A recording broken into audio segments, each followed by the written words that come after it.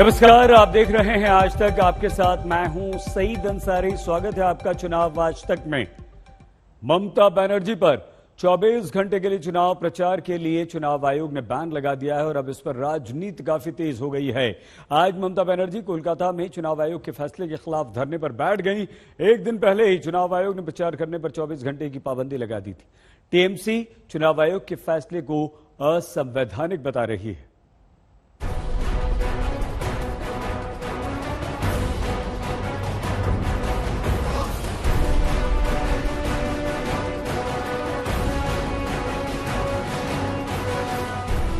चुनाव आयोग के फैसले पर ममता का गुस्सा, प्रचार पर पाबंदी लगी तो मुख्यमंत्री का धरना।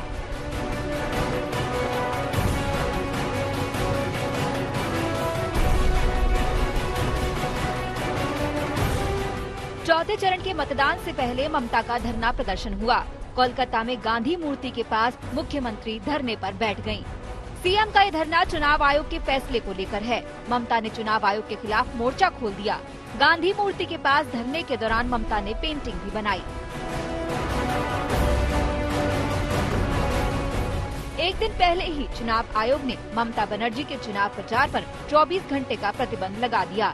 इस फैसले के मुताबिक ममता सोमवार रात 8 बजे से मंगलवार यानी आज रात 8 बजे तक चुनाव प्रचार नहीं कर सकती।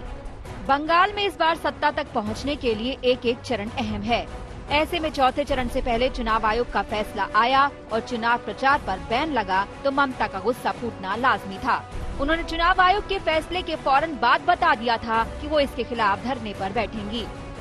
पहुंच गई हैं उनकी तस्वीरें इस वक्त हमारे तमाम दर्शक श्रोता देख रहे हैं। ममता दीदी किस तरह से व्हील चेयर पर बैठी हुई हैं, बिल्कुल चुपचाप इस वक्त बैठी हुई हैं। हालांकि 12 बजे उन्होंने खुद ही कहा था कि वो 12 बजे यहां पर आएंगी, लेकिन बिल्कुल शांति से, चूंकि चुनाव आयोग ने 24 घंटे का उनके ऊपर बैन लगाया है। रात 8 बजे से लेकर आज रात 8 बजे तक ये बैन चलता रहेगा। लेकिन अपनी इस अकेली तस्वीर के जरिए दरअसल समूचे बंगाल में एक बड़ा मैसेज देने की कोशिश ममता दीदी की ओर से की जा रही है।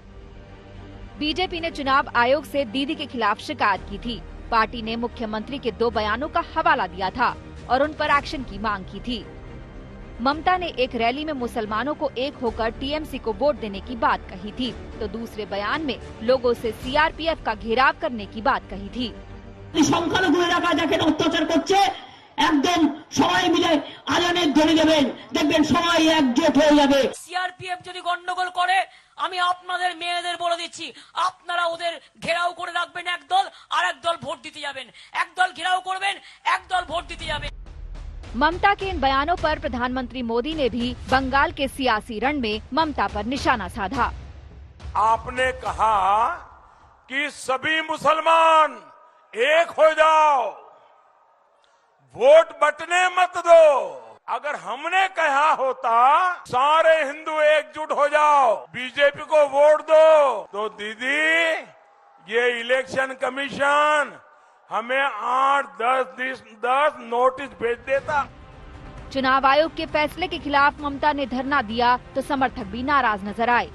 बिल्कुल उस तरफ सड़क के उस पार दीदी अकेले बैठी हुई हैं, व्हील चेयर पर, कुर्सी पर। उनके आसपास भी कोई नेता नहीं है। सुरक्षा के वहां पर बहुत कड़े इंतजाम किए गए हैं, जबकि सड़क के इस तरफ आप देखेंगे तो भारी तादाद में यहाँ पर कार्यकर्ता आए हुए हैं दीदी को अपना समर्थन देने के लिए। कुछ महिलाएं भी हैं, उन लोगों से हम बातचीत करते हैं। मैम, आप लोग भी दीदी को सपोर्ट करने आई हैं यहाँ पे? देखिए, ये मैदान है, कोई भी आ सकता है। आप लोग तृणमूल कांग्रेस से हैं? जी, कभी अभी ऐसे हुआ नहीं है आज तक मंगल में किसी भी मुख्यमंत्री से ऐसे बर्ताव किसी भी कमीशन तो बहुत सारे आए गए, लेकिन ऐसा कुछ हुआ नहीं। चुनाव आयोग का सबका साथ बराबर नियम करना चाहिए। एक तरफ दीदी के साथ एक नियम, एक तरफ उसके बीजेपी के लीडर के साथ एक नियम, ये तो नहीं चाहिए। दीदी ऐसा की गलत काम नहीं किया। टीएमसी समर्थकों ने ममता बनर्जी पर पाबंदी को लेकर सवाल उठाए और पूछा कि उग्र बयान देने वाले दिलीप घोष पर आयोग ने एक्शन क्यों नहीं लिया। दीदी को सपोर्ट करने के लिए आए हैं यहाँ पर। यस। आपको लग रहा है चुनाव आयोग ने गलत किया?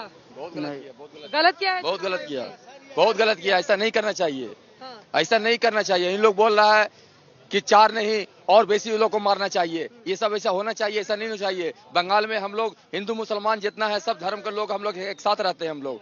हम ये नहीं होना चाहिए। सम्मान भेजा किया, दीदी को क्यों भेजा किया? दीदी को क्यों भेजा गया? हाँ, दीदी के पास क्यों भेजा किया? प्रतिवाद किया गया। आपको लग रहा है उन लोग के खिलाफ भी कार्रवाई? हाँ, उन लोग के खिलाफ कार्रवाई होना चाहिए। हम लोग दीदी के समर्थन में आए हैं और इलेक्शन कमिश्नर के खिलाफ प्रतिवाद करने हम लोग यहाँ आए। ममता बनर्जी आने वाले चरणों के लिए कोई कोर कसर नहीं छोड़ना चाहती, लिहाजा 24 घंटे का बैन लगा तो ममता ने उसी के हिसाब से चुनाव प्रचार का कार्यक्रम तय कर लिया। आज रात 8 बजे के बाद वो सॉल्ट लेक, बरासात और विधाननगर जा रही हैं, जहां बैन के बाद वो फिर से चुनाव प्रचार का आगाज करेंगी। सूर्य अग्नि रॉय और इंद्रजीत कुंडू के साथ चित्रा त्रिपाठी, कोलकाता, आज तक। चुनाव आयोग के फैसले के खिलाफ ममता बनर्जी धरने पर बैठी हैं, तो इस फैसले के खिलाफ टीएमसी जबरदस्त गुस्से में है। पूरी पार्टी, हर कार्यकर्ता, तमाम समर्थक सिर्फ एक आवाज में बीजेपी और चुनाव आयोग पर निशाना साध रहे हैं। इस मुद्दे पर ममता को कई दलों का साथ भी मिला, लेकिन बीजेपी ये कह रही है कि दीदी हार के बाद धरना देने की प्रैक्टिस कर रही हैं।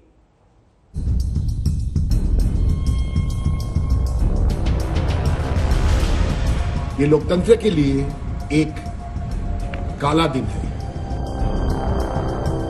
धरना बैठिए, आगे भी धरना बैठना पड़ेगा, उसको प्रैक्टिस करेंगे। ममता गुस्से में है। उनकी पार्टी चुनाव आयोग की नियत पर सवाल उठा रही है, तो बीजेपी कह रही है कि ममता का यह धरना चुनाव में हार के बाद की प्रैक्टिस है। और धरना बैठिए, आगे भी धरना बैठना पड़ेगा, उसको प्रैक्टिस करेंगे। আর যদি সংখ্যালঘু এলাকায় দেখেন অত্যাচার করছে, একদম সবাই মিলে আজানের ধ্বনি দেবেন, দেখবেন সবাই একজোট হয়ে যাবে। ममता के इस बयान के बाद चुनाव आयोग ने उनके प्रचार पर पाबंदी लगाई तो टीएमसी का गुस्सा फूट पड़ा। पार्टी ने कहा कि 12 अप्रैल लोकतंत्र के लिए काला दिन है। आज लोकतंत्र के लिए काला दिन है और चुनाव आयोग ये कॉम्प्रोमाइज्ड है, ये एक्सपोज्ड है। वैसे चुनाव आयोग पर टीएमसी के ऐसे आरोप पहली बार नहीं लगे। ममता आज भले ही आयोग के फैसले पर धरना दे रही हो, लेकिन इससे पहले भी वो खुद कई बार चुनाव आयोग पर हमला बोल चुकी है। कूच बिहार हिंसा को लेकर जब आयोग ने वहां किसी भी नेता के जाने पर 72 घंटे की पाबंदी लगाई तो ममता ने हमले का मौका नहीं छोड़ा। 72 ঘন্টা আটকে দেওয়া হলো, আমি 14 তারিখ তাদের সাথে দেখা করব। 72 ঘন্টা আটকে দিয়েছে, okay I will be waiting for 72 hours only because of the MCC. Though I think that এমসিসিটা এখন হয়ে গেছে BJP code of conduct, BCC. এটা এখন বিজেপি কোড অফ কন্ডাক্ট হয়ে গেছে, তারা যা বলছে তাই করছে। अब ममता के धरने को लेकर बीजेपी कह रही है कि उन्हें कानून की परवाह नहीं। तब से उनका दिमाग खराब हो गया। वो बार बार लोगों को उकसा करके चुनाव को बाधित करने का प्रयास कर रहे हैं, चुनाव कमीशन को टारगेट कर रहे हैं, ईवीएम को लूटने के लिए बोल रहे हैं, जो एंटी सोशल हैं उनको उतार दिए हैं, सेंट्रल फोर्स को अटैक करे बार बार। उसका परिणाम हुआ कि इतने लोगों की जाने गई है। इसकी पूरी जिम्मेदारी ममता बनर्जी की है। बंगाल में टीएमसी और बीजेपी में टक्कर जोरदार है। ऐसे में बीजेपी की कई विरोधी पार्टियों का साथ ममता को मिल रहा है। चुनाव आयोग की 24 घंटे की पाबंदी पर शिवसेना ने भी सवाल उठाए। संजय राउत ने ट्वीट कर चुनाव आयोग पर हमला बोला। पश्चिम बंगाल में कोई भी पार्टी किसी भी तरह से नियमों का पालन नहीं कर रही है, तो सिर्फ ममता दीदी के ऊपर ही बैन क्यों, ये सवाल लोगों के मन में उठ सकता है। ऐसे ओरिजिनल महाभारत में जो युद्ध खेला गया था उसमें भी नियमों का पालन नहीं हुआ था, सबको मालूम है। जो शिखंडी है उनके आड़ में भी युद्ध जीता था, तो पश्चिम बंगाल में ये शिखंडी कौन है जिसके आड़ में कोई युद्ध जीतना चाहता है। लेकिन किसी भी हालत में मैं जो देख रहा हूँ ममता दीदी को समर्थन मिल रहा है। अच्छा, वहीं बंगाल में लेफ्ट के साथ लड़ाई में उतरी कांग्रेस ने ममता को नसीहत देने में देर नहीं की। अधीर रंजन चौधरी ने कहा कि वो आग में घी डालना बंद करें। একটা মুখ্যমন্ত্রীর এর থেকে বড় অপমান আর কিছু নেই। যখন নির্বাচন কমিশন তাকে বলে উস্কানিমূলক মন্তব্যের জন্য ক্যাম্পেইন করা যাবে না, প্রচার করা যাবে না। धरने पर सियासत के बीच ममता बुधवार को अपना चुनाव प्रचार और तेज करेंगी। उन्होंने कल सुबह कूच बिहार जाने का फैसला किया है। उधर चुनाव आयोग ने बीजेपी नेता राहुल सिन्हा पर भी 48 घंटे का बैन लगा दिया है। पौलमी साहा के साथ चित्रा त्रिपाठी, कोलकाता, आज तक।